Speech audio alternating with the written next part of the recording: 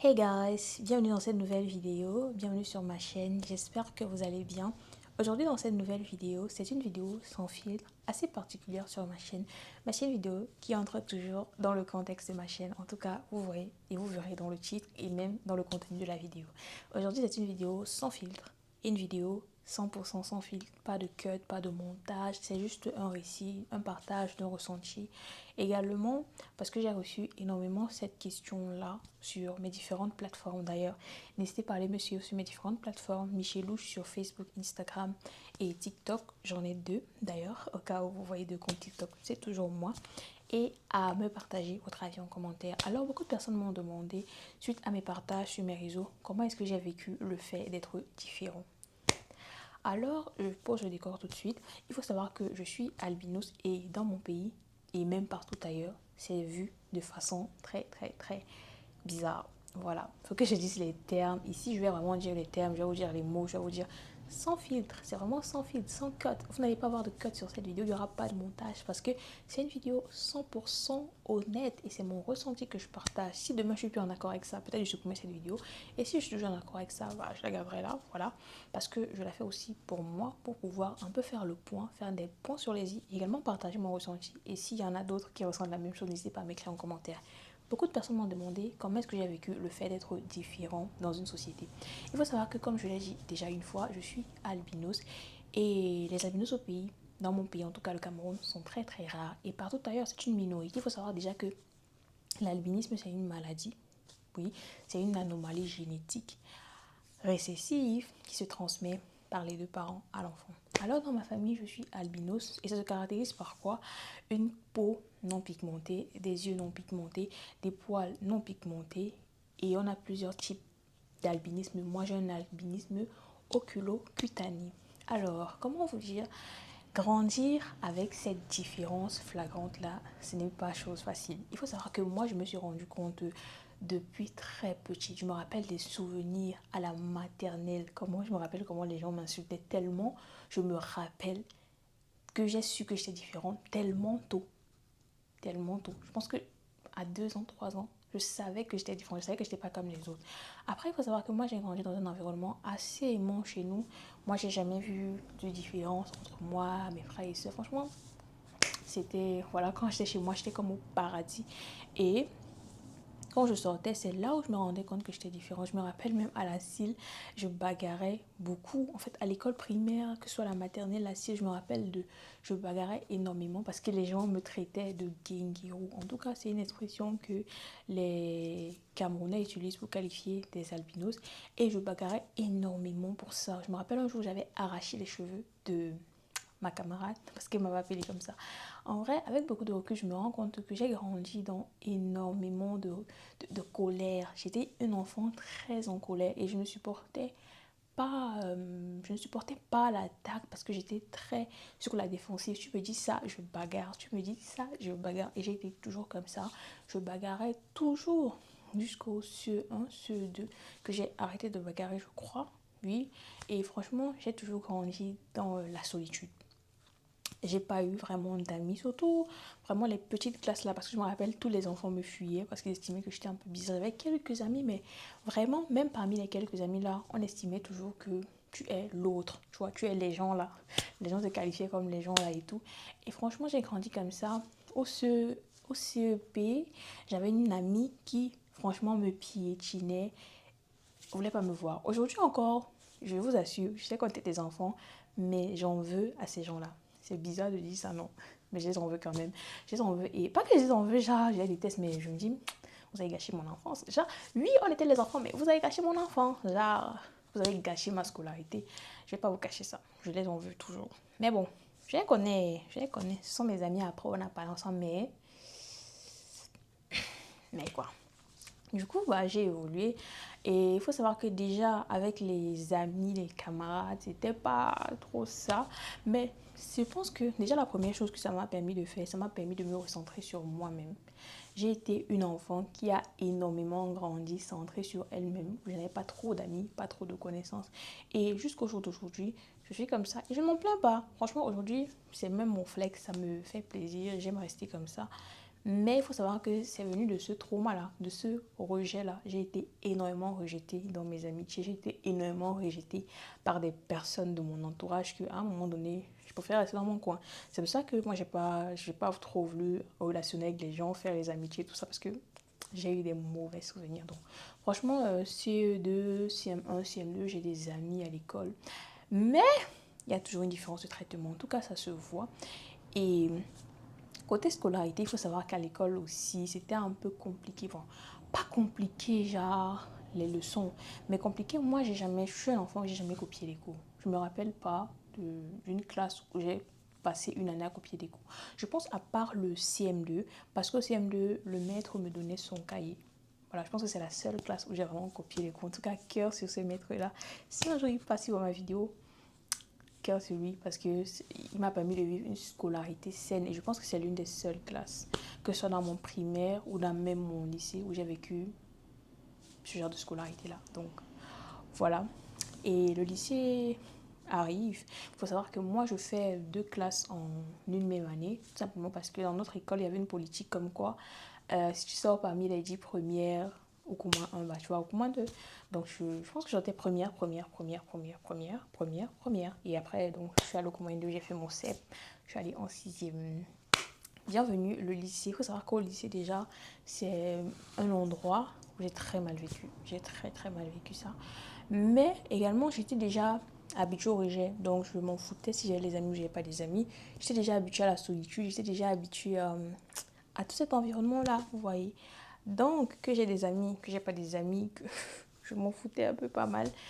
Mais ce qui a été plus difficile au lycée, en fait, c'est la scolarité même. Genre, copier les cours, c'était compliqué.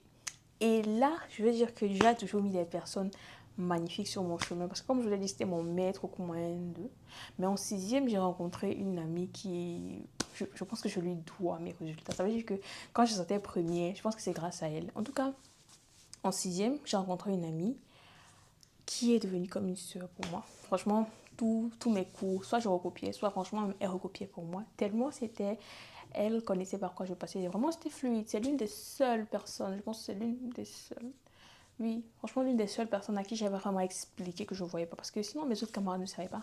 Même ceux avec qui je me suis assise dans d'autres classes, après, quand je me suis séparée de classe de cette amie-là, personne ne savait. Donc, c'était vraiment compliqué, déjà à l'école, de vivre ça. Parce que tu ne vois pas bien, on copie les cours, tu ne vois pas. Mais c'est aussi un peu honteux de dire que tu ne vois pas. Ça fait...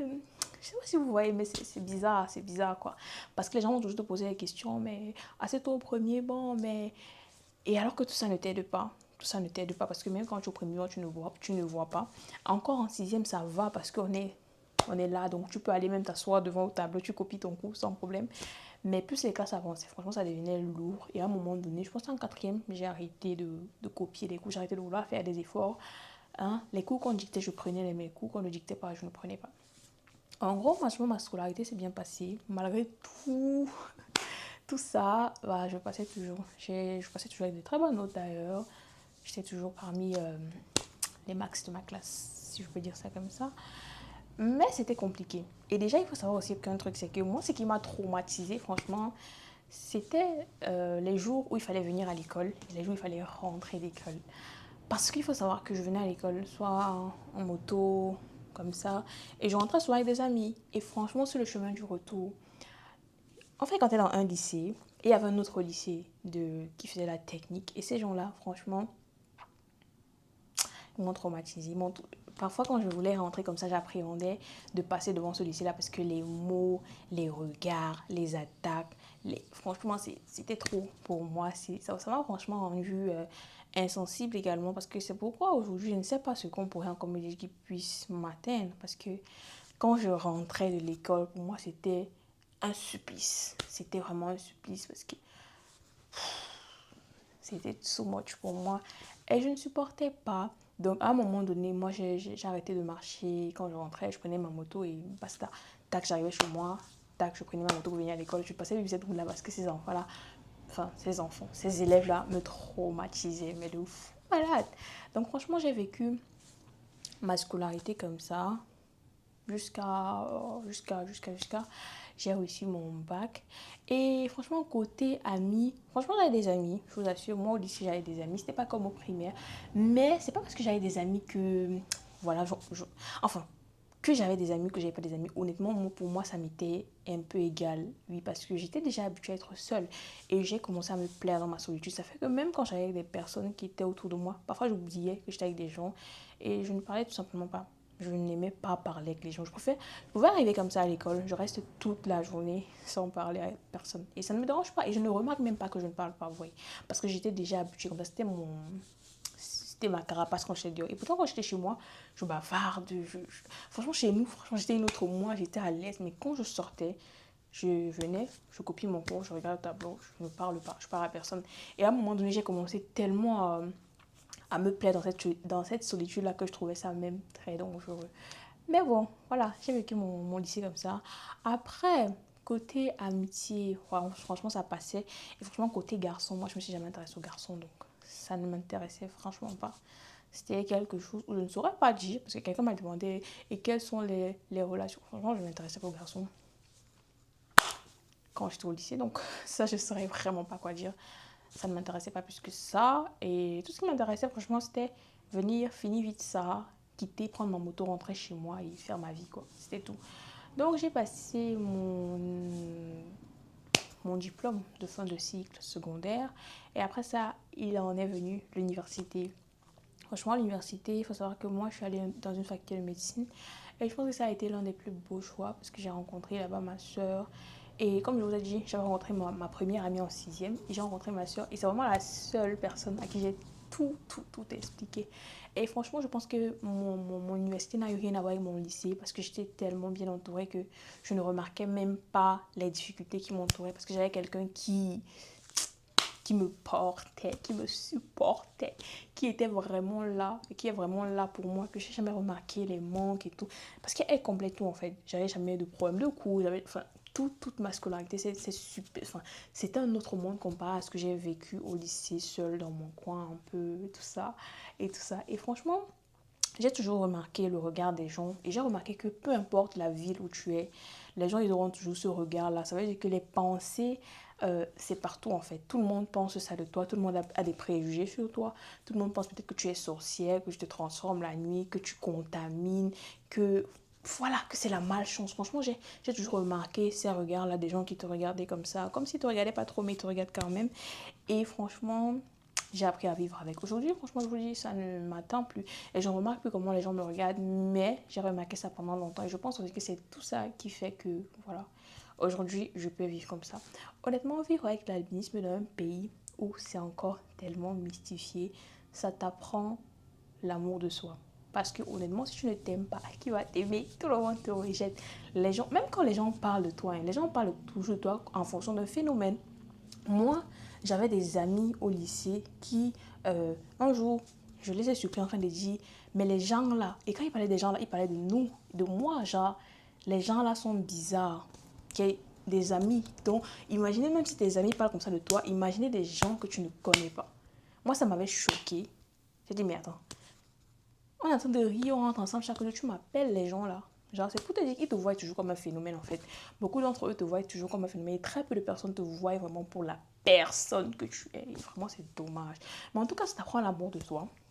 Ça t'apprend vraiment la patience. C'est-à-dire que les gens vont te dire des trucs. Les gens vont te dire des trucs et tu dois devoir rester calme. Tu dois devoir pas répondre. Tu dois devoir te contrôler, tu vas devoir être plus grande que ça. Franchement, parce que les gens vont te dire des trucs, les gens vont te dire des dingueries. Autre chose aussi également que ça t'apprend, franchement, ça t'apprend la tolérance. Tu es obligé d'être tolérant parce que les gens n'ont pas le même niveau d'éducation que toi, les gens n'ont pas la même estime de soi que toi. Et voilà, tu es obligé de faire avec parce qu'il faut un peu de tout pour faire un monde. Également, autre chose que ça t'apprend, il y a la plus grande leçon que moi j'ai apprise en vivant avec ma différence, c'est que Dieu ne fait rien pour rien et que pour toute chose, Dieu t'enverra toujours des personnes qui vont blow out ton parcours. Donc, j'ai dit pas de cut, mais la vidéo s'est coupée, donc je vais juste couper, je vais juste coller cette partie à l'ensemble de la vidéo. Mais comme je vous ai dit, ça vous apprend vraiment que Dieu, par-dessus tout, il est Dieu. Comme je dis souvent, Dieu est Dieu. Moi, dans toutes les situations, les difficultés que j'ai rencontrées, j'ai toujours vu la main de Dieu. Et je me suis dit que je ne suis pas seule. Voilà. Il y aura des personnes que Dieu va envoyer pour toi. Il y aura des situations que Dieu va débloquer pour toi, pardon. Et franchement, j'ai trouvé ça super, super bien. Aujourd'hui, franchement, je vis tellement bien. Comme je vous ai dit, moi, chez moi, j'ai toujours eu tout l'amour que j'ai besoin. C'est pour ça que même quand j'avais pas d'amis, tout ça, ça m'intéressait pas et ça me dérangeait pas plus que ça quand je rentrais chez moi parce que derrière, j'ai des soeurs, j'ai des frères qui me font sentir que je suis unique. Et après, j'ai rencontré des personnes exceptionnelles sur mon parcours, vraiment exceptionnelles, des amis, des soeurs, des frères. Franchement, beaucoup de personnes exceptionnelles. Et ce n'est que ça que je retiens. Et je retiens aussi que, franchement, ça vous apprend aussi à ironiser. Voilà. Aujourd'hui, je fais beaucoup de l'ironie sur ma condition parce que oui, parce que j'ai vécu beaucoup ça et aujourd'hui, c'est juste de l'ironie pour moi et voilà. Donc, j'espère que pour tous ceux qui m'ont demandé quel était mon parcours, j'espère que cette vidéo aussi vous plaira. Dites-moi aussi si ces vidéos comme ça, sans cut, sans filtre, 100% honnête vous plaisent parce que là, j'ai fait un récit de près de 10 minutes, je pense, près de 10 à 11 minutes, sans cut, sans filtre. Si c'est un format qui vous plaît, je n'hésiterai pas à en refaire. Dites-moi ce que vous en pensez. N'oubliez pas de vous abonner à ma chaîne, liker, commenter, partager. Également, donnez-moi votre avis en commentaire. Si vous aussi vous avez vécu avec une différence et comment est-ce que vous avez vécu, je serais vraiment, j'ai dit vraiment combien de fois, je serais trop ravie de savoir, en fait, d'avoir votre partage d'expérience. En tout cas, on se retrouve dans une très prochaine vidéo. N'hésitez pas à vous abonner à la chaîne, activer la cloche pour ne pas manquer mes prochains partages. Également, si vous avez des suggestions de vidéos que vous aimeriez que je fasse, n'hésitez pas à me dire en commentaire, par mail ou sur mes autres réseaux sociaux. Michelouche, et on se dit à très bientôt dans une nouvelle vidéo. Je coupe sur ma tablette pour que vous voyez que franchement, je ne fais pas de cut. Hein. C'est vraiment bye.